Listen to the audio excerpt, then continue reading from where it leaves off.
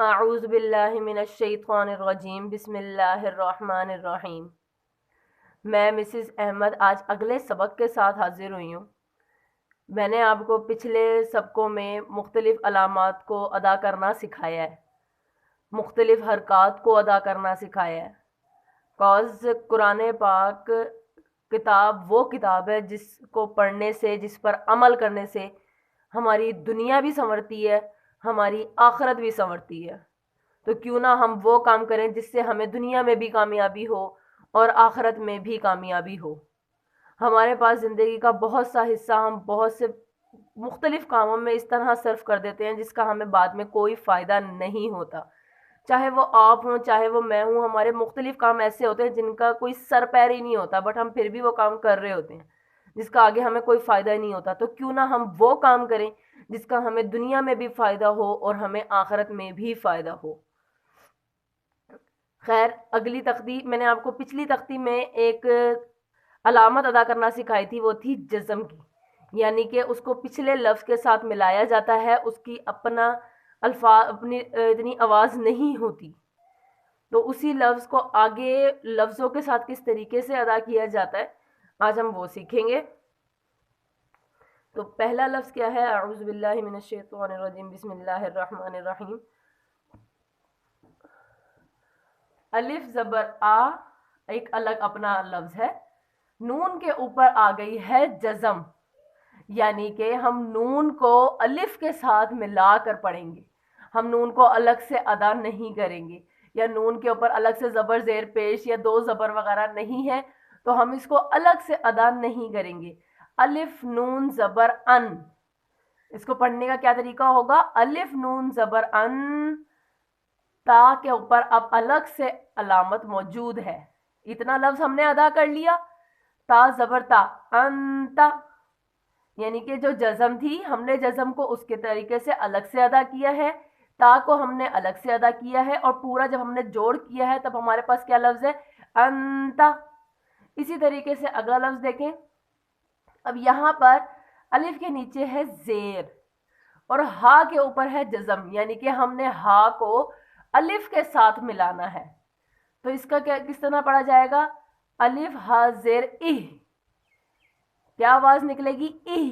ہم نے الف کی آواز بھی نکالنی ہے، ہم نے جب ہا کو اس کے ساتھ ملانا ہے تب ہم نے ہا کی آواز بھی نکالنی ہے، تو کیا بنا؟ اہ، دال زیر دی، اہ دی، یعنی کہ جو جزم ہے ہم نے جزم کو بالکل پچھلے لفظ کے ساتھ اسی طرح ملا کے پڑھنا ہے۔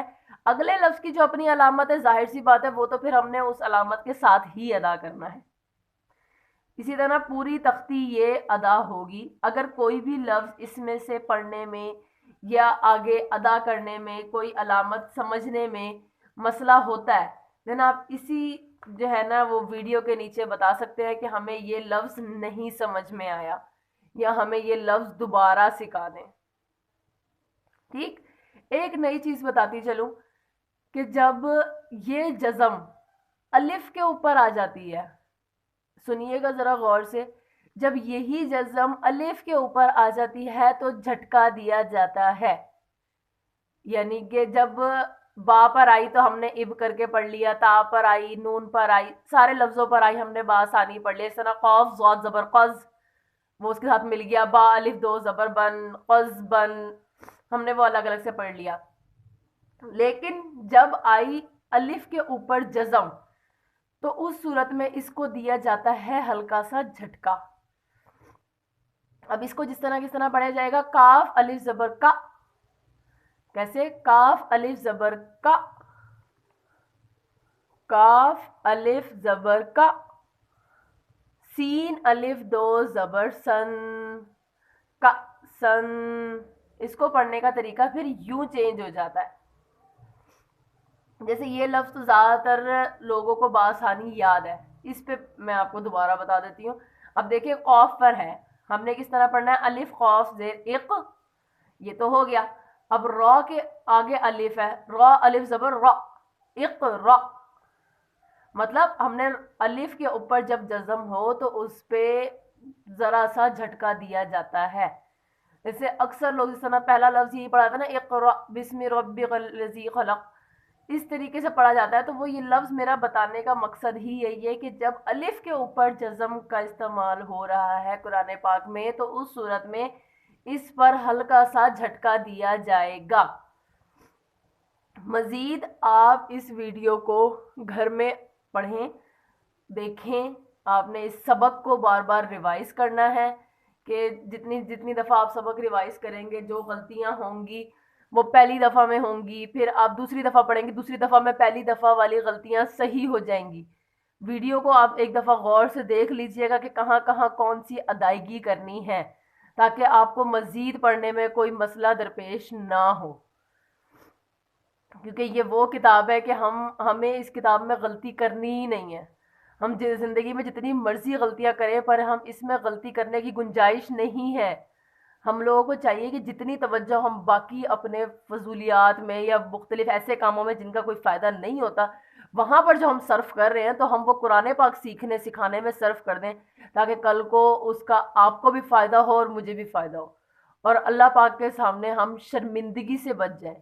کاز جس حساب سے ہم سب کے، میرے اپنے بھی، ہم سب کے گناہ ہیں، اس حساب سے ہم لوگوں نے قیامت والے دن جتنا شرمندہ ہونا تو چلو قرآن پاک ہی ہمیں وہاں پر شرمندگی سے بچانے کا باعث بن سکتا ہے. اللہ پاک آپ کے بھی گناہوں کو معاف فرمائے اور میرے بھی گناہوں کو معاف فرمائے. ملتے ہیں اگلی ویڈیو کے ساتھ جس میں اگلی علامات کو سکھاؤں گی، اگلے الفاظوں کا جوڑ سکھاؤں گی. خدا حافظ.